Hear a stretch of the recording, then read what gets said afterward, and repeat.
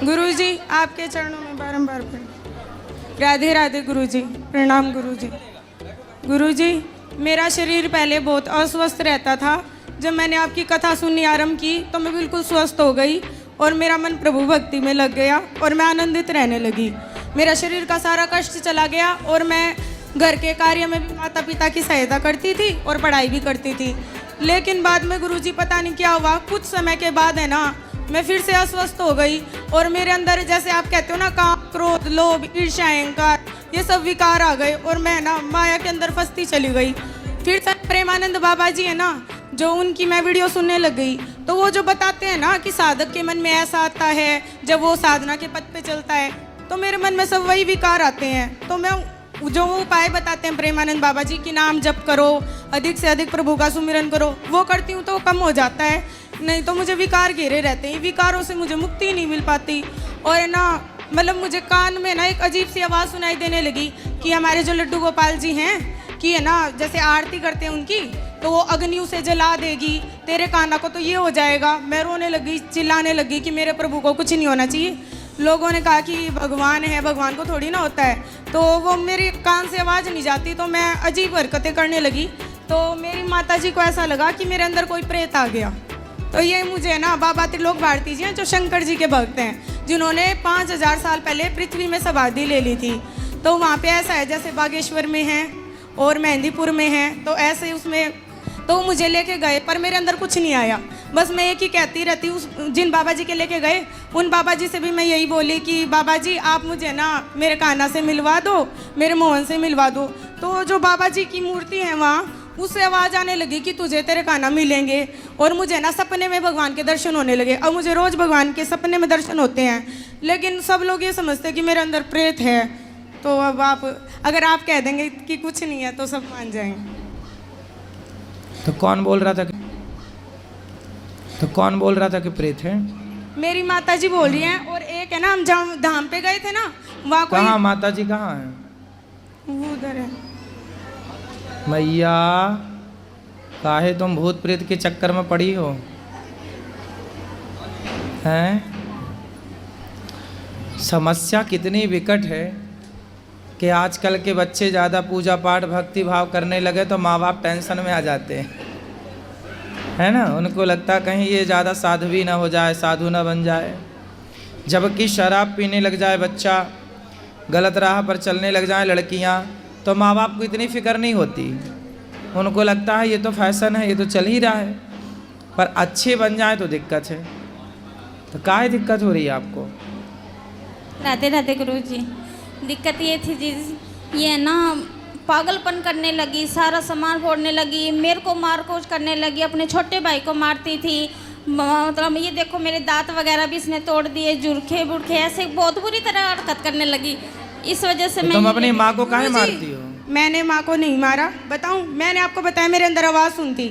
जैसे ये आरती करने जाती ना प्रभु की, जैसे मैया आरती करने जाती प्रभु की, तो वो अग्नि तेरे कान्हा को जला देगी। ये जो तेरी माँ है ना ये माँ नहीं है। जैसे पूतना आई थी कृष्ण को मारने के लिए। ऐसा कौन बोल रहा था? पता नहीं, अपने आप आवाज़ आती। मैंने मैया को बताया कि मेरे को आवाज़ आती है, तो ये सोची मेरे अंदर प्रेत है। और फिर माँ को मार दी तुमने? मारा नहीं गुरुजी। माँ कह रही दांत तोड़ दिए?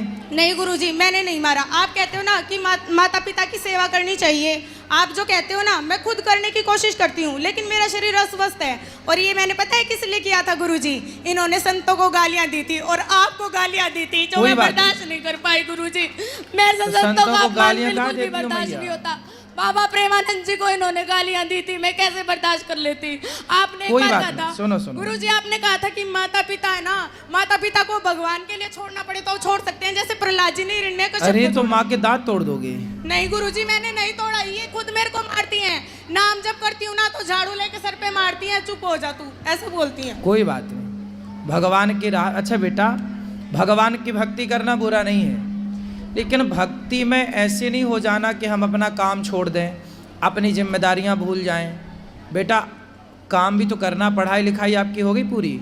+2 की है गुरुजी, अभी संस्कृत का कोर्स करेंगे। आपने कहा था ऑनलाइन क्लास लगेगी, आप संस्कृत। वो तो ठीक है बेटा, पर आपके यहाँ की कोई पढ़ाई क्या क्या कॉलेज वगैरह हो गया आपका? कॉलेज में संस्कृत शास्त्री का ही कोर्स करेंगे गुरुजी।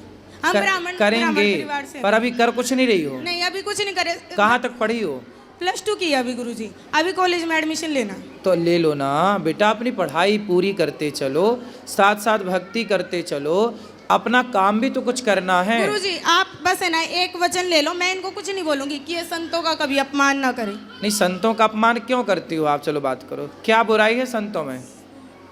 गुरुजी मैं आपको बता नहीं सकती, ये इतनी परेशान करती है, इतनी परेशान कोई करती बात है। नहीं, वो परेशान करती है माना की। गुरुजी अपना एक भी काम नहीं करती, पानी पी के गिलास का बर्तन भी नहीं उठाती है। ऊपर से इसके पापा ड्रिंक करते हैं, मेरे को वे भी परेशान करते हैं। इनकी सारी जिम्मेवारी मेरे ऊपर है, घर की जिम्मेवारी मेरे ऊपर है। पढ़ाई ना ये पढ़ती ना कहना मानती, सारा दिन गाली गलौज करती है, दौड़ती आपस में लड़ती है ना वैसे लड़ती है। इसका छोटा भाई स्कूल से आता है, स्कूल की बात नहीं बताने देगी। मेरे को सोना है तो चुप हो जाओ, मेरे को टीवी देखना है तो चुप हो जाओ, मेरे को संत की बात चुप हो जाओ, हमें नहीं बोलने देती है। कमरे 3 हैं गुरुजी, एक में मंदिर बनाया, वहाँ नहीं किसी को जाने देती। घर मेरा बहुत छोटा है गुरुजी, मेरे को कपड़े ऊपर धोने होते हैं, ऊपर नहीं चढ़ने देती, ना कपड़े सुखाने देती ना तारने। मेरे लड्डू गोपाल के हाथ नहीं लगाना, मेरे भाव से मैं पूजा करूँगी, उस वो मुझे स्वीकारनी है, मेरी तरह से पूजा करो। गुरुजी ये बताओ कि हमारे कुछ भी भाव नहीं है, मैं बेटी की अधीन हूँ क्या पूजा करने के लिए? ये कहती है मैं जैसे कहूँ ना वैसे कर, मैं जैसे कहूँ वैसे बैठ, मैं जैसे कहूँ वैसे मान, मैं जैसे कहूँ वैसे पानी पी, ऐसे परेशान करती है मेरे को। गुरुजी ये सोच के बाद सीधा भोजन बनाती है, चप्पल पहन के भोजन बनाती है मेरी माता जी। कोई बात नहीं, देखो हर साधु से, हर संत से, हर गुरु से ना माँ ही बड़ी होती है बेटा। हम तो आपको बाद में मिले, कोई भी साधु बाद में मिला, आपको पहले माँ मिली। आपकी माँ ही थी जिसने आपकी मालिश की, आपको नहलाया धुलाया, उंगली पकड़कर चलाया। इसलिए आपकी माँ से संत, कोई भी साधु संत बड़ा नहीं हो सकता, ना हम बड़े हो सकते हैं ना कोई भी साधु।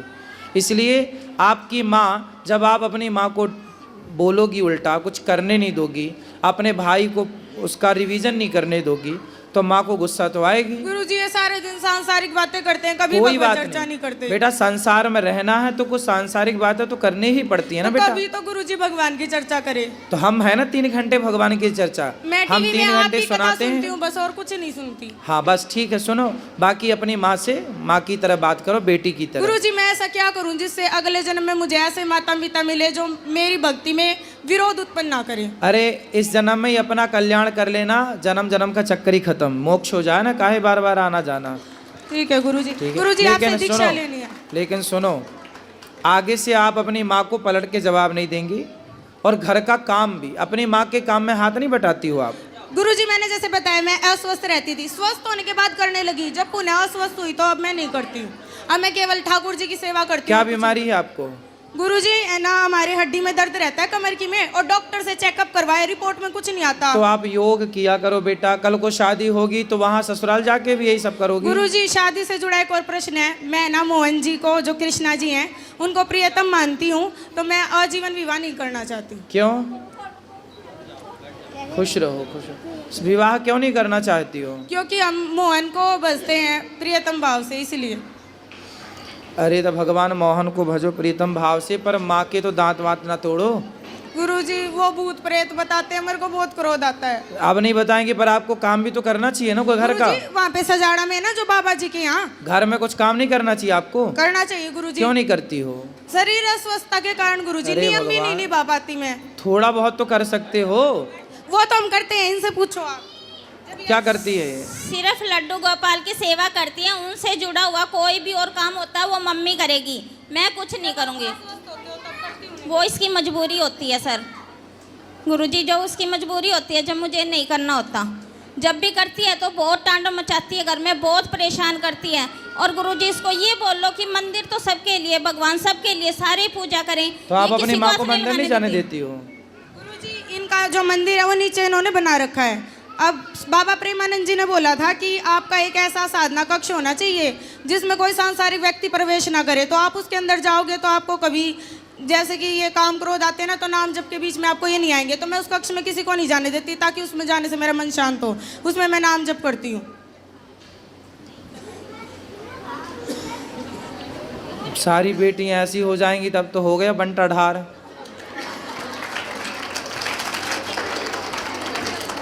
बेटा भक्ति का तुम लोगों ने अर्थ ही गलत कर लिया, ये गलत ट्रैक पे चली गई आप। भक्ति का मतलब यदि ये है ना, तो पूरे देश में अकर्मण्यता फैल जाएगी तेजी से।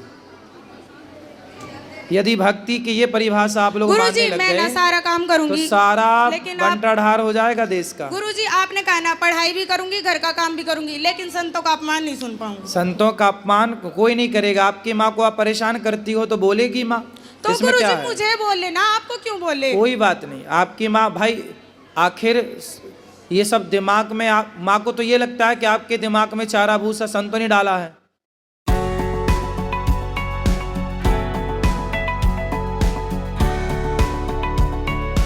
संतों ने डाला है तो वो संतों को गाली दे रही हैं। लेकिन आपको ना संतों की भाषा ऐसी नहीं होती, संतों का कहना ऐसा नहीं होता जैसा आप मान रहे हो। सांसारिक क्या होता है भाई, देखो काम क्रोध लोभ मोह इतना बुरा नहीं है बेटा, इतना डरना नहीं है इन चीज़ों से। ये सारी चीज़ें अच्छी हैं। काम ना होता तो आपका जन्म कैसे होता, क्रोध ना होता तो ये बच्चों को डांटता कौन, व्यवस्थाएं कैसे होती, लोभ ना होता तो फिर कोई काम ही क्यों करता, क्यों फिर कोई पैसा कम, कैसे फिर देश की अर्थव्यवस्था चलती। तो लोभ, काम क्रोध लोभ। मोह ना होता, गाय अपने बछड़े को चाटे ना, उसे प्यार ना करे, उसे दूध ना पिलाए तो बछड़ा मर जाएगा। तो गाय को बच्चा पैदा करती एक मोह जागता है। जैसे माँ को बच्चा पैदा होते ही उसको एक मोह जाग जाता है कि मेरा है। और यदि वो मोह ना जागे तो कोई माँ छाती से क्यों लगाएगी बच्चे को, क्यों दूध पिलाएगी। वो मोह ईश्वर की एक व्यवस्था है, बुरा नहीं है। संसार में उनकी परिभाषा हम कथा में समझाते हैं। मोह हो कैसा हो, गुड मोह तो हो, बैड मोह ना हो, अच्छा मोह तो हो, बुरा मोह। संसार से मोह ना हो, पर जिम्मेदारियां जो हैं वो तो पूरी करनी है ना बेटा। गुरुजी मैं आपसे बारंबार क्षमा चाहती हूँ, क्योंकि मेरी वजह से आपको अपमानित ना, हमें कोई दिक्कत नहीं मैं बेटा, आपसे बारंबार हमें सम्मान अपमान की कोई चाह नहीं है, हमें कोई दिक्कत नहीं है। बस आपकी माँ खुश हो ऐसा काम करो। आपकी माँ ही आपके लिए गलत सबसे काम मैंने बड़ी। की और सुनना आपको पड़ा मेरी वजह से। कोई बात है, हमें कहाँ कुछ सुनना पड़ता है। गुरुजी हमें- बोलते तो आपको ही है ना सब। कोई बात नहीं, चलता है, हम लोग पचा लेते हैं गुरुजी सब। मैं भी क्षमा मांगती हूँ, क्योंकि मेरे ये नहीं, क्षमा विचारधारा मांगने की नहीं जरूरत है। ही नहीं है। मेरे आप ये विचारधारा नहीं है सर। गुरुजी क्षमा करना। ये ऐसे कहती है सर्वप्रथम मैं हूँ, मैं आदि शक्ति हूँ, मैं कुछ भी हूँ, मेरे पैर पकड़, पड़ोस में गली में खड़ी होकर ये मेरे से पैर पकड़वाती है। गुरुजी ऐसा कुछ नहीं है। एक भगत है, मैं आपको बताती हूँ। वो भगत क्या है, वो जपता तो राधे राधे है, लेकिन वो है ना ऐसे तांत्रिक टाइप में है। कौन? कोई भगत है, हासी में रहता है, आपके पास भी आया था वो, उसका नाम है राधे श्याम सोनी। ठीक है। और है ना वो है ना जपता तो भगवान का नाम है, करता तो भगवान की पूजा है, सारे दिन गाय माता की सेवा करता है, लेकिन है ना वो है ना ऐसे कहता है प्रेत होते हैं, और वो सबके अंदर से प्रेत भी निकालता है। तो ये है ना ऐसे कहता है कि है ना तेरी लड़की के अंदर प्रेत है। तो मैं बोली मेरे अंदर क्या प्रेत है, मेरे अंदर तो राधा रानी है। मैंने ऐसे कह नहीं, दिया। कोई प्रेत व्रेत के चक्कर में ना पड़ना, प्रेत व्रेत नहीं है कुछ भी। फिर आपकी वीडियो सुन के ये मानने लग गई हैं कि प्रेत नहीं होता है। बहुत प्रेत कुछ नहीं है, ये सब चक्कर में ना पड़ो। गुरुजी जैसे मैंने पितरों का स्थान घर पे बनाया हुआ था, मैंने आपकी वीडियो देखी और मैंने वो स्थान मतलब घर से हटा दिया। अब ये कहती है मैं मावस नहीं काटने दूंगी, तो क्या हर महीने मावस आती है, मैं नहीं निकालूं? अमावस पूर्णिमा नहीं, जब आपके आखिरी आपके ससुर जी हैं, नहीं है जी। सास हैं, हाँ जी। तो जो ससुर के मृत्यु की तिथि है, सिर्फ उस तिथि में, हर महीने की तिथि या साल में एक तिथि, केवल वही, उस तिथि में आप ब्राह्मणों को, कन्याओं को, दीन दुखियों को ये भोजन करा सकते हैं उस तिथि पर। मावस को अमावस नहीं, वो तो पितृपक्ष के फिर 16 दिन होते, उसमें अमावस्या आती है, साल में एक बार पितृपक्ष, बाकी पुण्य तिथि पर होता है कार्य। अमावस पूर्णिमा तो लोग करते हैं तो कर सकते हैं, बुराई नहीं, पर करना है तो तिथि पे करो। उनकी तिथि जो आए उस तिथि पर किसी कन्या को, ब्राह्मण को, दीन दुखी को, गाय को। ठीक है गुरुजी, ज़्यादा तो कुछ नहीं, अमावस को जैसे हम रोटी निकाल के गाय को देते हैं और तो कुछ नहीं करते। तो गाय को तो रोज रोटी देना चाहिए। रोज भी देते हैं, अमावस को जैसे कुछ हरा चारा डाल दिया हाँ या तो कुछ अच्छा, वो जो करते हो वो तो अच्छा है, वही यदि करते गाय हैं। की सेवा है तो अच्छी है। वही करते हैं, जैसे खाना निकाल के दे दिया, फ्रूट हो गया घर में, खाना फ्रूट लिया पीना तो आप रोज दो किसी को दे सकते हैं, उसमें कोई मनाही नहीं है। गाय है, साधु है, दीन है, दुखी है, सबको रोज दो, क्या दिक्कत है? ठीक है गुरुजी, धन्यवाद। इसको तो बहुत परेशान, बहुत ज़्यादा नहीं, वो परेशान। परेशान नहीं करेगी और प्रेम से रहेगी।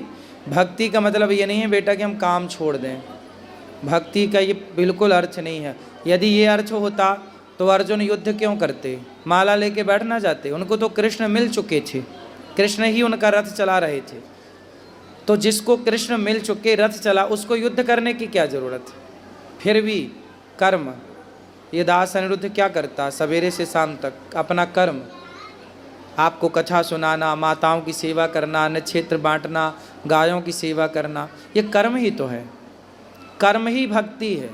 हम कर्म ना करें, बस माला लिए बैठे रहें, इससे ना आपका अच्छा, मैं आपको कथा ना सुनाऊं, मैं माताओं की सेवा ना करूं, मैं अन्न क्षेत्र की सेवा ना करूं, बस माला जपूं सीताराम श्रीमन नारायण श्रीमन, इससे माला जपने से मेरा तो कल्याण हो जाएगा, पर मैं जो समाज की सेवा कर रहा हूं, इसी बहाने आप सबको कथा सुनने के बाद, कथा के बाद आपके जीवन में जो भक्ति और प्रेम का दिया जल रहा है, इससे केवल मेरा उद्धार नहीं होगा, हम सबका कल्याण हो रहा है। तो यदि मैं अपना ही कल्याण करूं तो कोई बड़ी बात नहीं है, अपना कल्याण कर लेना बहुत बड़ा नहीं है, पर समाज की सेवा करना, समाज के साथ रह के अपने कार्यों को करते हुए ईश्वर को याद। हम कथा में क्या बोलते हैं, भक्ति क्या है? एक किसान था, मैंने आपको कथा सुनाई होगी, आपने सुनी होगी। एक नारद जी एक बार भगवान घर बना रहे थे, भगवान नारायण क्षीर सागर में। नारद जी बोले क्या कर रहे हैं प्रभु? बोले घर बना रहे हैं। किसका? अपने भक्त का। तो नारद जी बोले आप मेरी बना रहे होंगे क्योंकि मैं आपका सबसे बड़ा भगत हूँ। भगवान बोले तुम्हारा नहीं बना रहे हैं। बोले फलाने गांव में किसान है, उसका घर बना रहे हैं। अरे वो क्या मेरे से बड़ा भक्त है? बोले हाँ। अब नारद जी क्या करते हैं? दिन भर नारायण नारायण। नारद जी को लगा मेरे से बड़ा भक्त संसार में कोई हो नहीं, और बात भी सही, उनसे बड़ा कौन हो सकता है? पर भगवान बोले वो बड़ा है। तो नारद जी बोले मैं देख के आता हूँ। तो वो किसान था, खेत जोतता था, और जोतते जोतते जुताई करते हुए, और खेत में जब उसकी पत्नी आती, अरे आ गए, थोड़ा भोजन कर लो, आराम कर लो, तो वो अपना बैलों को छोड़ देता और आके बैठता पत्नी के साथ, और पत्नी के साथ बैठा बैठा बोलता, हे प्रभु आपकी दी हुई रोटी है, आपका दिया हुआ प्रसाद आप स्वीकार करिए, और ग्रहण कर लेता। हल चलाता हुआ, काम करता हुआ, हर थोड़ी देर में कभी बोल देता, हे श्रीमन नारायण हम आपके हैं। नारद जी बोले ये तो दिन में 25-50 बार आपका नाम लेता है, और मैं तो दिन भर नाम लेता हूँ। भगवान ने कटोरा दिया, बोलिए कटोरा लो, इसमें घी भरा है या दूध भरा है, पूरी पृथ्वी की परिक्रमा लगा के आओ, घी भरा है और एक बूंद भी टपकना नहीं चाहिए। नारद जी ने कटोरा हाथ में लिया, पूरी पृथ्वी की परिक्रमा लगाई और आए। भगवान ने बोला, भगवान ने कहा कि मेरा नाम कितनी बार लिया आपने, कितनी बार आपने मुझे याद किया? नारद जी बोले प्रभु पूरा ध्यान कटोरे के घी में था, कहीं गिर ना जाए, वो आपका नाम भूल गया। भगवान बोले कि आपके पास एक काम आया तो आप मुझे भूल गए, पर वो किसान गृहस्थ में रहता है, 1000 काम उसके पास हैं, पर वो 1000 काम करते हुए मुझे एक बार भी याद करता है, मुझे अच्छा लगता है। इसलिए साधु नारद जी के पास दूसरा काम ही नहीं है नाम जपने के सिवा, तो वो अपनी जगह सही है, पर हम गृहस्थ हैं। हम गृहस्थ जितना काम करते, हम ईमानदारी से काम करें और जितना समय मिल जाए ईश्वर को पुकारें। तो साधु दिन भर नाम जपे और गृहस्थ थोड़ी देर ही भगवान का नाम जपे, एक बराबर है। माता जी से भी क्षमा मांगती हूँ। हाँ क्षमा मांग लो माँ से, गुरुजी एक क्षमा करो उसको। क्षमा। गुरुजी एक पर्सन हो रहा है, जैसे इसके पापा ड्रिंक करते हैं, कहना नहीं मानते, घर में गाली गलौज मारपीट करते हैं, तो मतलब वो मानते नहीं, सुत्ता नहीं रखते घर में, जैसे हम आपकी सुनते हैं। पति को ले आना, हम बात करेंगे। कहाँ है? नहीं आ रहे।